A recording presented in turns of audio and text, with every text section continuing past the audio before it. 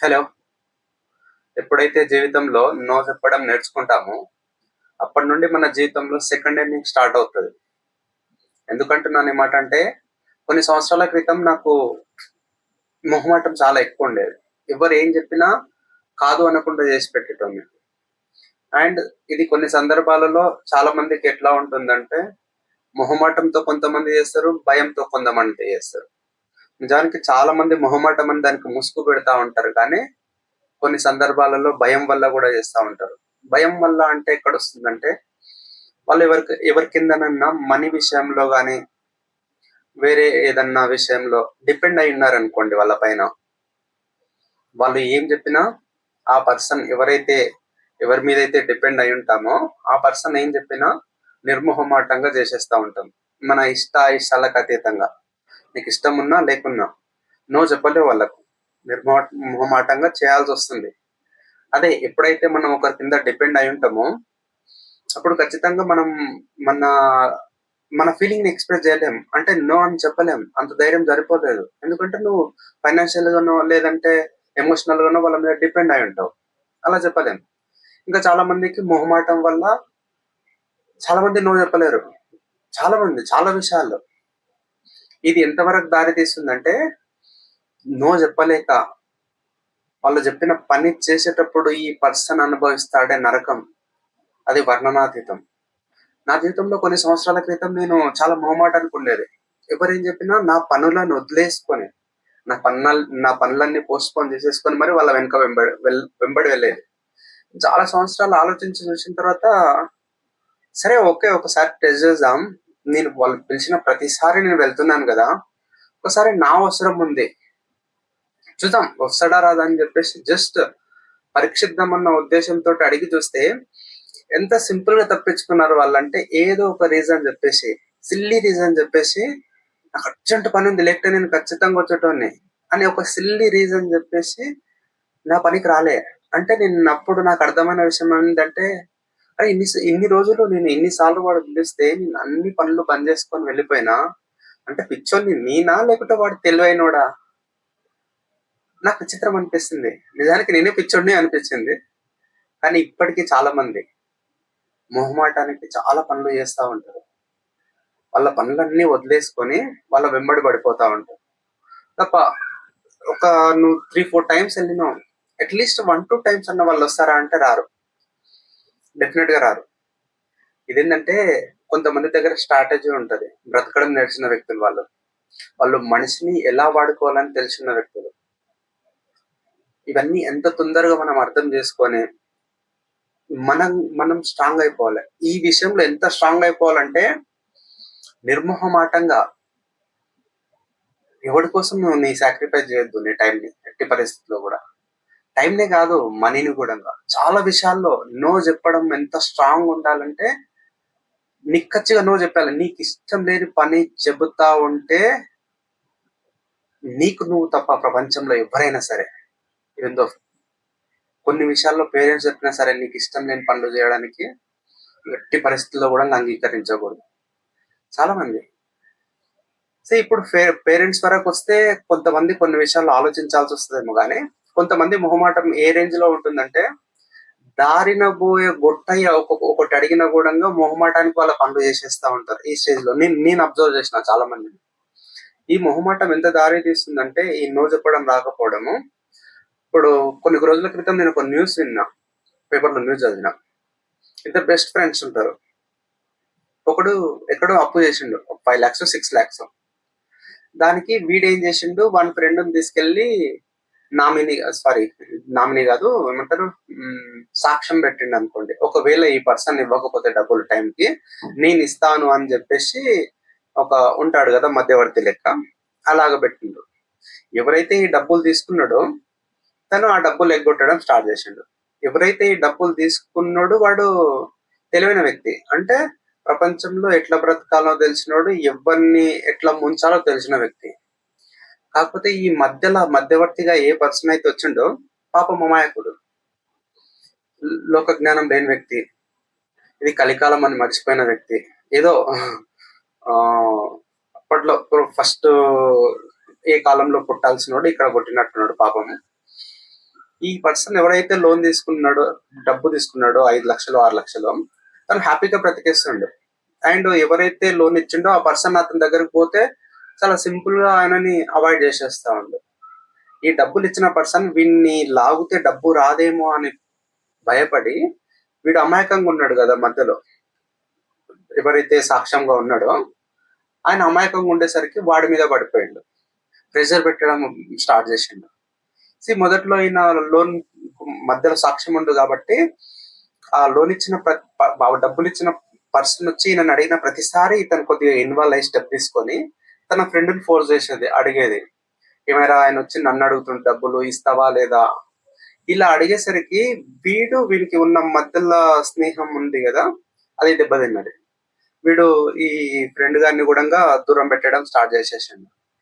ఈ డబ్బులు ఇచ్చిన పర్సన్ ఎవరికైతే ఇచ్చిండో ఆయన దగ్గరికి పోకుండా మధ్యలో ఉన్న ఇతని పైన ఎక్కువ ఫోర్స్ చేసేసరికి తట్టుకోలేక అమాయకుడు సూసైడ్ చేసుకొని చచ్చిపోయాడు. ఇది ఎంతవరకు, ఇప్పుడు ఇక్కడ ఇద్దరు తెలియని వ్యక్తులు, అమాయకుడు బలి తీసుకోం, అమాయకుడు అన్యాయంగా చనిపోయాడు. అంటే ఇప్పుడు కనీస జ్ఞానం లేకుండా ఏదో సినిమాల ప్రభావమో లేకుంటే అతి మంచితనం వల్లనో ఆ మధ్యలో పోయి ఉండడం ద్వారా అన్యాయంగా చనిపోయాడు. తను తీసుకున్న డబ్బులు కావవి, తన కోసం వాడుకున్నది సింగిల్ రూపీ కూడా లేదు. జస్ట్ మా ఫ్రెండ్ కదా, నేను మధ్యలో ఉంటున్నాను, హెల్ప్ చేస్తున్నాను అంతే కదా అన్న ఉద్దేశంలో పోయిన వ్యక్తి తనకు తెలియకుండానే తన ప్రాణాలను తీసుకున్నాడు. అలాంటి, అంటే కనీసం అలాంటి సిచ్యువేషన్ ని హ్యాండిల్ చేసే పరిపక్వత లేని వ్యక్తి సింగిల్ రూపీ కూడా మధ్యవర్తిగా పోవద్దు, సో మన జీవితంలో ఎట్టి పరిస్థితిలో కూడా ఏ సందర్భంలో అయినా సరే మధ్యవర్తిగా పోవద్దు. అంటే ఒకరు తీసుకున్న డబ్బుకు లేకుంటే ఒకరి మధ్యలో ఏదో జరిగిన గొడవకు మధ్యలో ఎట్టి పరిస్థితిలో పోవద్దు. నా జీవితంలో నేను తీసుకున్న నిర్ణయం 100% నేను పోను ఎట్టి పరిస్థితిలో కూడా. ఇంకొంతమంది ఈ డబ్బు విషయంలో చాలా మొహమాటం పడతా ఉంటారు, నో చెప్పడం రాదు. ఎవరొచ్చి అడిగినా తన దగ్గర ఉన్నా లేకున్నా ఇచ్చేసే గుణం ఉంటది. ఒకవేళ ఎట్లా ఉంటారు, కొంతమంది ఎంత సెన్సిటివ్ ఉంటారంటే వాళ్ళ దగ్గర డబ్బు ఉండదు పాపం, కానీ ఆ ఫ్రెండ్ గారు ఫోర్స్ చేసి అడగడం ద్వారా వీని అమాయకత్వాన్ని బేస్ చేసుకొని వాడు ఏం చేస్తాడు, ఫ్రెండ్ ఏమంటే, అరే నీ దగ్గర డబ్బు లేదని నాకు తెలుసు, నీకు తెలిసిన వాళ్ళ దగ్గర అడిగి తీసుకురా, నేను ఖచ్చితంగా 1 month లో ఇస్తా అని చెప్తాడు. సరేలే వీడు ఇస్తాడు అన్న ఉద్దేశంతో ఈ పర్సన్ తన ఫ్రెండ్నో చుట్టాలనో వాళ్ళ ఇంట్లోనో ఎలాగోలాగో తీసుకొని వచ్చి ఈ పర్సన్ కి ఇచ్చేస్తాడు. ఇప్పుడు తీసుకునేటప్పుడు ఎంత పద్ధతిగా ఎంత రిక్వెస్ట్ గా అడిగిన వ్యక్తి డబ్బు తీసుకున్న తర్వాత ఆబ్వియస్లీ మారిపోతాడు. ఇది సహజం కదా, తన క్యారెక్టర్ మారిపోతుంది, కాల్ ఆన్సర్ చేయడు, ఫోన్ మాట్లాడాడు, ఎప్పుడన్నా కనిపిస్తే స్మైల్ ఇచ్చి నవ్వే స్వభావం మారిపోతుంది, అన్ని క్యాలిక్యులేషన్స్ మారిపోతాయి. డబ్బు తీసుకోకన్నా ముందు ఉన్న ఫ్రెండ్షిప్ లో ఉన్న క్యాలిక్యులేషన్స్ అన్ని ఒకసారి డబ్బు ఇచ్చిన తర్వాత అన్ని ఎగిరిపోతాయి. సో దీంట్లో మనం ఖచ్చితంగా ఎంత ఉండాలి, ఒకవేళ ఎంత బెస్ట్ ఉంటే తప్ప, నన్ను అడిగితే ఎంత బెస్ట్ ఉన్నా డబ్బు విషయంలో, అది మితిమీరిన డబ్బు విషయంలో, ఏదో చిన్నపాటి 1000, 2000, 10,000 అంటే కొంతమంది కొంతమంది ఫైనాన్షియల్ స్టేటస్, ఒకవేళ 10,000 ఇచ్చినా వాడు ఇవ్వకపోయినా నాకేం పర్లేదు, 1,00,000 రూపాయలు ఇచ్చినా ఒకవేళ వాడు నాకు ఇవ్వకున్నా ఏం పర్లేదు అన్న ఫైనాన్షియల్ గా స్టేబుల్ ఉన్న వ్యక్తులు ఇస్తే హ్యాపీ, ఏం పర్లేదు. కానీ లేదు, నాకు 10,000 అనేది నాకు 1 month శాలరీ, 10,000 అనేది ఒకవేళ వాడు ఇవ్వకపోతే నా ఫ్యామిలీ కొద్దిగా గడవడంలో, ఫ్యామిలీ మంత్ గడవడంలో నాకు ఇబ్బంది ఏర్పడుతుంది అన్న స్థాయి ఉన్నప్పుడు ఎట్టి పరిస్థితుల్లో కూడా మధ్యవర్తిగా పోవద్దు. ఎట్టి పరిస్థితుల్లో కూడా నీ దగ్గర లేని డబ్బును తెచ్చి ఇవ్వకూడదు, నీ దగ్గర లేకపోతే ఎట్టి పరిస్థితుల్లో ఎవరికి ఇవ్వకూడదు. ఇక్కడ ఇంకొక విషయం ఏముందంటే, కొంతమంది స్థితి ఎట్లుంటుందంటే, కొంతమంది కాదు, కొన్ని రోజుల క్రితం నాది కూడా అనుకోండి, ఒకవేళ మన దగ్గర ఆల్రెడీ అప్పులు ఉన్నాయి, ఎన్నో అప్పులు ఉన్నప్పటికీ మన దగ్గర కొన్ని డబ్బులు కూడా ఉంటాయి. ఇప్పుడు మధ్యలో వచ్చిన వ్యక్తులు ఎట్లా అడుగుతారంటే, నేను నీకు నెక్స్ట్ మంత్ 100% ఇస్తాను, నేను జస్ట్ నాకు ఈ మంత్ లో ఈఎంఐ కట్టేస్తే చాలు, మళ్ళీ నేను 20 days లోపల నీ ఈఎంఐ డేట్ కల్లా నేను 100% అరేంజ్ చేస్తా అని అంత నిక్కచ్చిగా, అంత కాన్ఫిడెంట్ గా అడుగుతారు.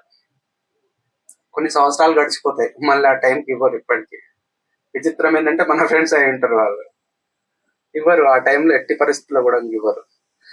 నీవు అప్పుల్లో ఉన్నవంటే, ఇన్ కేస్ నీ దగ్గర అప్పులు ఉన్నాయి, అయినా నీ దగ్గర ఎనీ టైం నీ దగ్గర కొన్ని డబ్బులు ఉన్నాయంటే, ఇవి నా డబ్బులు అని ఎప్పుడు కూడా ఉత్సాహపడకు. నీ అప్పుల్ని నువ్వు దృష్టిలో పెట్టుకో. వీలైతే వీలైనంత తొందరగా వాటిని అన్నిటిని క్లోజ్ చేసుకునే ప్రయత్నం చేసుకో తప్ప, సరేలే వాడు ఇప్పుడు తీసుకున్నా నాకు నెక్స్ట్ టైం ఈఎంఐ డేట్ కల్లా ఇస్తాడు అనే భ్రమలో కూడా ఎట్టి పరిస్థితుల్లో ఎవరికి ఇవ్వరాదు. ఇప్పుడు ఈ 5-10 వేలు లేదంటే ₹1,00,000 అన్నది చాలా తక్కువ అమౌంటే, కానీ కొంతమంది అమాయకత్వం వల్ల పెద్ద పెద్ద అమౌంట్ కు మధ్యలో పోతారు. పెద్ద పెద్ద అంటే 5 లక్షలు 10 లక్షలు వాళ్ళ స్థాయికి మించి. స్థాయికి మించి అని ఎందుకు అంటున్నానంటే, కొంతమంది శాలరీ ఇప్పుడు 15,000 18,000 20,000 ఉంటుంది. అలాంటి వ్యక్తి ఒక 5 లక్షలకు మధ్యవర్తిగా పోతే అది స్థాయికి మించి, 100% స్థాయికి మించి. ఎందుకంటే నీకు వచ్చే 20,000 జీతంలో ప్రతి నెల నీకు 20,000 మిగలట్లేదు. నీవన్నీ పోగా నీకు 5,000 మిగులుతున్నాయి. నీకు అంతే, నీ ట్రాన్స్పోర్టేషన్, నీ ఫుడ్, నీ ఖర్చులు, ఫ్యామిలీ అన్ని పోగా మహా గట్టిగా ట్రై చేసి నువ్వు పిసినారుగా మారితే తప్ప 5,000 మిగిలించలేవు నెలలో. 5,000 మిగిలించని వ్యక్తివి నువ్వు 5 లక్షలకు మధ్యవర్తిగా పోయినావు అంటే అది నీ స్థాయికి మించి కాకపోతే గట్టి పరిస్థితుల్లో కూడా కాదు, నీ స్థాయి కాదు 5 లక్షలు అనేది. సో ఇలాంటి వ్యక్తులు ఉంటే 5-10 వేలకు కూడా మధ్యవర్తిగా పోవద్దని నేను ఖచ్చితంగా చెప్తాను. అండ్ జీవితంలో చాలా విషయాల్లో నువ్వు నో చెప్పడం చాలా స్ట్రాంగ్ ఉండాలి. నాకు ఎప్పుడు అర్థమైంది ఈ విషయం అంటే, నాకు ఇష్టం లేని పనులని నేను చాలా సార్లు చేయాల్సి వచ్చింది. ఎప్పుడైతే ఈ నో చెప్పడం నేను స్టార్ట్ చేసినానో చాలా ప్రశాంతత వస్తుంది. ఎంత ప్రశాంతత వస్తుంది అంటే, నీకు ఎప్పుడైతే ఒక పని చేయడం ఇష్టం లేకుండా ఆ పనిని చేస్తుంటే ఎంత నరకం ఉంటుందో, ఒక్కసారి ఆ పర్సన్ ఫోన్ చేసి ఇది చెయ్యాలి నువ్వు అన్నప్పుడు, సారీ నేను చెయ్యను అని చెప్పిన తర్వాత నీకు వచ్చే కాన్ఫిడెన్స్ ఉంటుంది చూసినావా, ఆ రోజు నువ్వు ఆ పని చేయకపోతే ఎంత ప్రశాంతంగా ఉంటుంది తెలుసా. జీవితంలో ఎట్టి పరిస్థితుల్లో కూడా ఎవ్వరు చెప్పినా సరే నీకు ఇష్టం లేని పని ఎట్టి పరిస్థితుల్లో కూడా చెయ్యొద్దు అంటే నువ్వు నో చెప్పడం నేర్చుకోవాలి. నో చెప్పడం నేర్చుకోవాలంటే నువ్వు ఒకటేసారి అన్ని విషయాల్లో నువ్వు చెప్పలేవు. చిన్న చిన్న వాటికి నో చెప్పుకోవడం స్టార్ట్ చేసుకోవాలి. ఫస్ట్ నీ అంతకు నువ్వు సెల్ఫ్ గా నువ్వు నో చెప్పుకోవడం స్టార్ట్ చేసుకోవాలి. నీకు చిన్న హ్యాబిట్స్ ఉంటాయి కొన్ని, వాటిని మార్చుకోవాలి. నువ్వు 1 వీక్ లో మళ్ళీ లాగేస్తుంది వాటి మీదకి, మళ్ళీ అదే చేయాలనిపిస్తుంది. ఆ టైంలో కూడా నో అని నీకు నువ్వు చెప్పుకోవాలి. ఏవైతే ఈ చిన్న చిన్న అచీవ్మెంట్స్ నువ్వు చేసుకున్నావో, ఫర్ ఎగ్జాంపుల్ టీ తాగాలి డైలీ 4 times, లేదు టీ 1 time తాగాలని చెప్పేసి నువ్వు ఒక 1 month 1 time తాగినావంటే నీలో ఒక కాన్ఫిడెన్స్ బిల్డ్ అవుతుంది. అంటే నీ అంతకు నువ్వు నో చెప్పడం స్టార్ట్ చేసిన తర్వాత నెక్స్ట్ నీ లైఫ్ లో ఎవరు వచ్చినా సరే, నీకు ఇష్టం లేని పని ఎవరు ఏం చేయమన్నా చెప్పినా నిర్మోహమాటంగా నో చెప్పేస్తావు. అండ్ దీంట్లో ఇంకొద్దిగా చాకచక్యం ఉంటది. కొన్నిట్లలో మనం ఇరుక్కుపోయి ఉంటాం. కొంతమందికి మాట పరంగా కొంతమంది సహాయం చేస్తూ ఉంటారు, బట్ ఆ సహాయం చేస్తున్నామన్న నెపంతో వాళ్ళు మనల్ని అడ్డగోలుగా వాడేస్తూ ఉంటారు. లిటరల్ గా వాళ్ళ సర్వెంట్లు లెక్క మనని పనికి వాడేస్తూ ఉంటారు. అలాంటి టైంలో నువ్వు ఆ ఇవ్వారం అంతా చెడగొట్టొద్దు. సింపుల్ గా అంటే ప్రతి నిర్మోహమాటంగా నో చెప్పకపోయినా పర్లేదు, ఏదో దొంగ సాకును వెతుకొచ్చు. నువ్వు ఆలోచిస్తే రేపు ఈ పని ఉందని వాళ్ళు చెప్పినప్పుడు నువ్వు ఒక రాత్రికి ఒక స్టోరీ క్రియేట్ చేయొచ్చు. జ్వరం వచ్చిందని, లేకుంటే వేరే ఇంకేదో చాలా ఇంపార్టెంట్ పని ఉందని క్రియేట్ చేయొచ్చు. వచ్చి వాళ్ళు ఎంక్వైరీ చేయలేరు కదా. అలాంటి కొన్ని స్ట్రాటజిక్స్ వాడేసి కూడా నువ్వు తప్పించుకోవచ్చు. ఇంకొంతమంది మనం డిపెండ్ అయి ఉంటాం ఆఫీస్ లో. ఇప్పుడు జాబ్ చేస్తున్న దగ్గర మన బాస్ చెప్పొచ్చు, లేకుంటే మన ఎవరో ఒకరు హయ్యర్ అథారిటీ ఉంటారు కదా. ఇప్పుడు వాళ్ళ కింద జాబ్ చేస్తున్నప్పుడు ఆఫీస్ లో వాళ్ళు ఏం చెప్పినా మనం చేయాల్సి వస్తుంది. ఆ పని మనం ఇష్టం లేకుండా చేయాల్సి వస్తుంది. అలాంటి టైంలోనే కూడా ఇలాంటి అంటే నక్క తెలివిని ప్రదర్శించాలి. తప్పు లేదు కొన్ని సందర్భాలలో. ఇప్పుడు ఏదో ఒక, నువ్వు ఇప్పుడు వాళ్ళనేం ముంచట్లేదు కదా, వాళ్ళనేం ద్రోహం చేయట్లేవు. వాళ్ళు చెప్పిన పని నీకు నచ్చట్లేదు, ఆ పని నువ్వు తప్పించుకోవడం కోసం ఏదో ఒక సంఘటన నువ్వు క్రియేట్ చేస్తున్నావు అంతే. అక్కడ తప్పేం లేదు, ఎట్టి పరిస్థితుల్లో కూడా తప్పు లేదు. వాళ్ళు ఎంత మంచులు కాకొక్క, ఎంత గొప్ప వ్యక్తులన్నా కాకొక్క, కానీ అడ నువ్వు పని చేస్తున్నావు అంటే నీ ఇష్టాన్ని చంపుకుంటున్నావు. ఒకవేళ నీ ఇష్టం చంపుకునే సందర్భం వచ్చింది, ఆ సందర్భాన్ని క్రియేట్ చేసిన వాళ్ళు చాలా ఎంత గొప్ప వ్యక్తులైనా సరే వాళ్ళని పక్కకు పెట్టడంలో ఎలాంటి తప్పు లేదు. అల్టిమేట్ గా నీ జీవితంలో నీ మనశ్శాంతి, నీ ప్రశాంతత అన్నదే ముఖ్యం. ఈ విషయాన్ని ఖచ్చితంగా గుర్తుపెట్టుకోవాలి. సాధ్యమైనంత వరకు నో చెప్పడం స్టార్ట్ చేసిన తర్వాత ఆ లైఫ్ అనేది వేరే లెవెల్లో ఉంటుంది. సో ఈ వీడియోని ఎంతసేపు చూసినందుకు థ్యాంక్ యూ సో మచ్. జీవితంలో నో చెప్పడం ప్రారంభించండి. Thank you. ఉంటా.